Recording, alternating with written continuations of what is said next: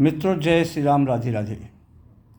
मित्रों, आइए श्री रामचरितमानस का हिंदी और सहित पाठ करते हैं। मित्रों, आज की कथा है जब प्रभु श्री राम अनुज लक्ष्मण भार्या सीता जी को साथ बन जाने के लिए कहने लगे या बन जाने की तैयारी करने लगे, तो सीता जी को गुरु वशिष्ठ जी की पत्नी, सुमंत्र जी की पत्नी और जो भी नारियां वहाँ पर थी श्रेष्ठ सयानी, वो सब उनको समझाने लगी कि पुत्री हुआ तुमको जाना अच्छा नहीं होगा। तो सीता जी जब इतनी बात सुनती हैं तो उनको बड़ा परेशानी हुई कि काश कहीं मुझे रुकना ना पड़े। तो मित्रों, आज की कथा यहीं से प्रारंभ करते हैं और आप सब लोगों से गुजारिश है कि श्री रामचरितमानस का पाठ हर घर में होना चाहिए, चाहे कम से कम 5 ही दोहा का पाठ क्यों न करें, क्योंकि श्री रामचरितमानस एक ऐसा महाकाव्य है जिस व्यक्ति के घर में रोज़ाना 5 से 10 दोहा तक ये श्री रामचरितमानस पढ़ा जाता है, उस घर में बड़ा सुख और शांति का आभास होता है। मित्रों, चलिए कथा प्रारंभ करते हैं। तो शिख शीतल हित मधुर मृदु सुन शीतहीन सुहान, शरद चंद चंदिनी लगत जनु चकई अकुलान। शिख शीतल हित मधुर मृदु सुन शीतहीन सुहान। यह शीतल और कल्याणकारी मधुर कोमल शिख सुनने के बावजूद भी ये सब बातें सीता जी को पसंद नहीं आई। सीता जी को बिल्कुल नहीं अच्छा लगा। वो इस प्रकार व्याकुल हो गई जिस प्रकार शरद ऋतु के चंद्रमा की चांदनी लगते ही चकई व्याकुल हो उठती है। तसी सको बस उतरु न देई, असो सुनिता माँ की उठी कय की। मुनिपट भूषण भाजन आनी, आगे धरी बोली मृदुवानी। सीता जी संकोचवश उत्तर नहीं दे पा रही हैं और इन बातों को जैसे कैकेयी ने सुना वैसे वो एकाएक तमक कर उठी, क्रोध में आ गई और उसने मुनियों के वस्त्र आभूषण, जो भी मुनि अवस्था में या तपस्वी रूप में लगता है, वो सारा सामान ला करके श्री रामचंद्र जी के सामने रख दिया और बड़ी मधुर वाणी में कहा कि नृपहि प्राण प्रिय तुम रघुवीरा, और शील सलेह न छाड़हि भीरा। हे राम, महाराज को तुम प्राणों के समान प्रिय हो। ये प्रेमवश दुर्बल हृदय के हो गए हैं, भीरू हो गए हैं। राजा शील और स्नेह नहीं छोड़ने वाले हैं राम, इसलिए सुकृत सुजस परलोक नसाऊ, और तुम ही जान बन कहा ही न काऊ। इसलिए हे राम, तुम पुण्य सुंदर यश और परलोक चाहे नष्ट हो जाए, पर तुम्हें वन जाने को ये कभी नहीं कह सकते। ऐसा विचार कर जो तुझे अच्छा लगे वही करो। कैकेयी के लिए राम से कि ऐसा तुम विचार कर मन में, तुम्हें जो भी अच्छा लगे राम वही करो। माता की सीख सुनकर श्री रामचंद्र जी बहुत प्रसन्न हुए हृदय में। अभूपहि बचन बान सम लागे, अकरहिन प्राण पयान भागे। महाराज दशरथ जैसे कैकेयी के इस प्रकार के वचन को सुना तो उनको वो वचन कैकेयी के बाण के समान लगे। वे सोचने लगे कि अब भी अभागे प्राण मेरे क्यों नहीं निकल रहे हैं। तो लोग बिकल मूर्छित नर नाहू,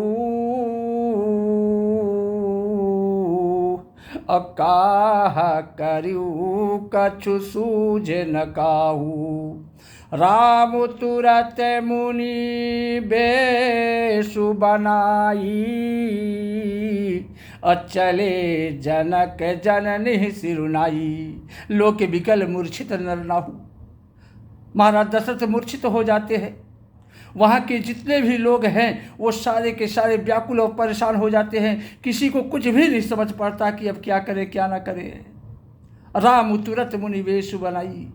श्री राम जी तुरंत मुनि का भेष बनाकर, तपस्वी का भेष बनाकर और माता पिता को प्रणाम कर वन के लिए प्रस्थान कर दिए तसज बन साज समाज सब बनता बंधु समेत, और बंद विप्र गुरु चरण प्रभु चले कर सबही अचेत। बन का सारा साज समान सजकर जो भी बन जाने में आवश्यक वस्तुओं की आवश्यकता पड़ती है उनको साथ में लेकर श्री रामचंद्र जी, सीता जी और लक्ष्मण सहित ब्राह्मण और गुरु के चरणों की वंदना करके वन को प्रस्थान किया। तो निकसी वशिष्ठ द्वार भय ठाढ़े, देखे लोग बिरह दव दाढ़े। राजमहल से निकलकर श्री रामचंद्र जी वशिष्ठ के दरवाजे पर जा खड़े हुए। अकहि प्रिय वचन सकल समुझाए। जब श्री रामचंद्र जी महाराज गुरुदेव वशिष्ठ के दरवाजे पर खड़े हुए तब उसमें देख रहे हैं कि नगर के सारे लोग विरह की अग्नि में जल रहे हैं। कहीं प्रिय वचन सकल समुझाए, और विप्र वृंद रघुवीर बुलाए। उन्होंने प्रिय वचन कहकर सबको समझाया। फिर श्री रामचंद्र जी ने ब्राह्मणों की मंडली को अपने पास बुलाया। तो गुरसन कही बरसासन दीन है, आदर दान विनय बस कीन है।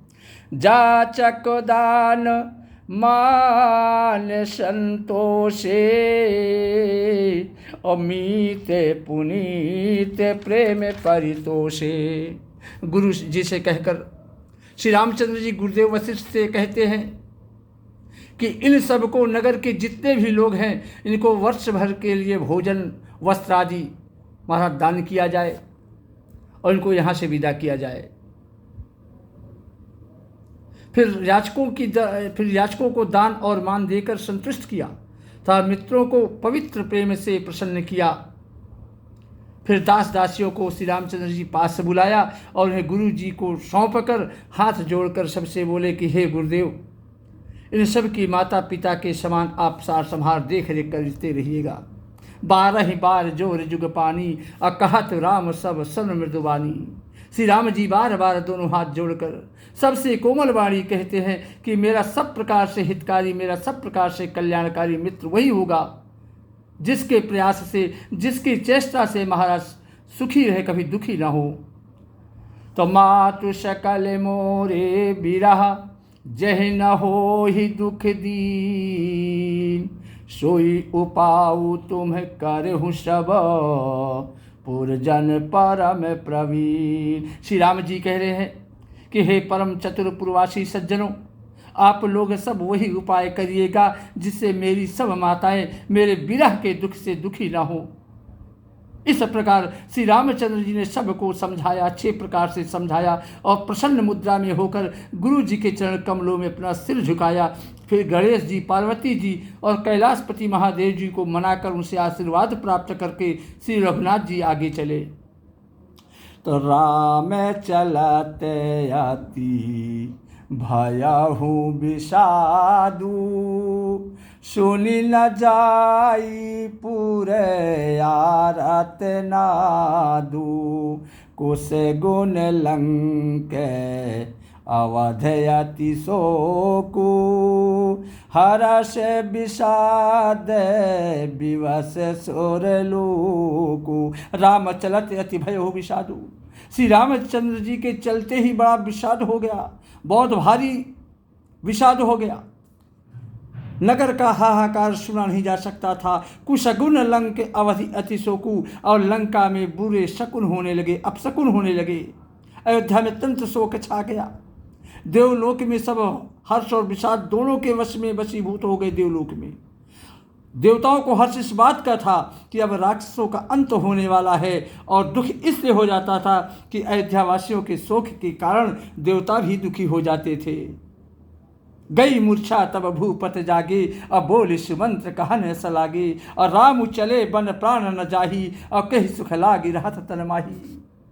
उसी समय महाराज दशरथ की मूर्छा दूर हो जाती है। तब राजा सुमंत्र को बुलाकर ऐसा कहने लगे कि श्री राम वन को चले गए पर मेरे प्राण नहीं जा रहे हैं, न जाने ये किस सुख के लिए शरीर में टिक रहे हैं। तो यही ते कामन व्यथा बलवाना, यही ते कवन व्यथा बलवाना, जो दुख पाई तजहि तानु प्राणा, पुनि धरि धीरे कहई नर नाहू, लय रथ संग सखा तुम जाहू। एहिते कवन व्यथा बलवाना। महाराज दशरथ कहते हैं कि इससे अधिक बलवती और कौन सी व्यथा आज होगी, जिस दुख को पाकर प्राण शरीर को नहीं छोड़ रहे हैं। अब पुण्य धर धीर कहई नर नाहू। फिर अपने हृदय में धीरज धरकर महाराज दशरथ कहने लगे कि हे सखा सुमंत, तुम रथ लेकर श्री राम जी के साथ वन को जाओ। श्री राम जय जय राम, श्री राम जय जय राम। जय श्री राम। राधे राधे।